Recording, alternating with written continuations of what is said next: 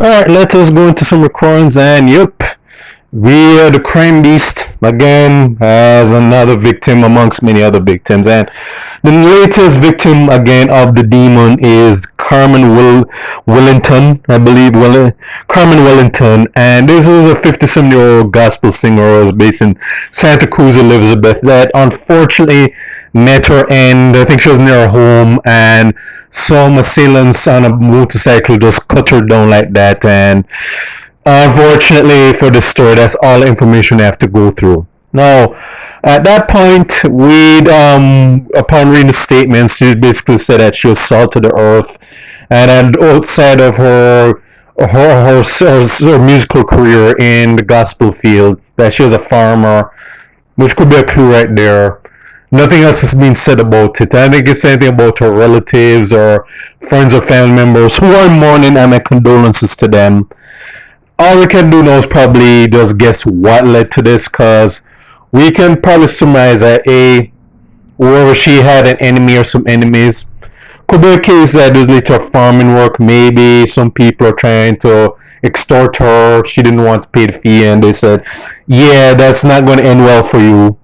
Or I think a likely scenario is that maybe there's somebody close to her, maybe a relative or a friend, who had some enemies, and the person and whoever it was that sent those people, because usually people on motorcycles don't come up like that unless someone sends them, or unless there is some kind of vendetta or appraisal, and they always want to send a message. It could have basically boiled down to the fact that it's likely that either she had an enemy that they're not disclosing, or it could be just a case where she probably, maybe someone close to her had some enemies, and saying it goes, you can't catch Quark or catch him shut.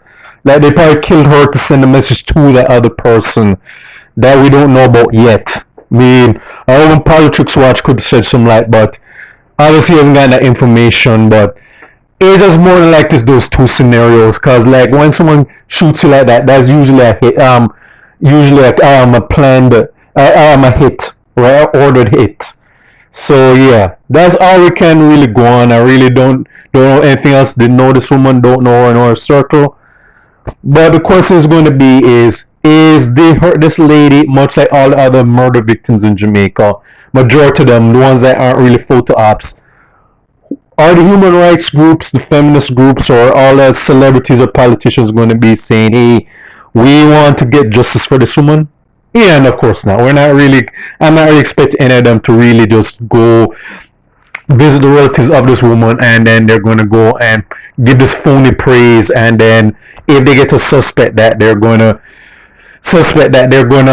actually humanize the suspect or whatever. Because not like that recent murder in Clarendon, which was so gruesome that it couldn't be contained. Like the fact that the optics of that monster apparently killing his cousin and their children, which was so frightening. It was even worse than that killing, I think, last year, or I don't know if it was a year before, of that grand lady and her two granddaughters being executed.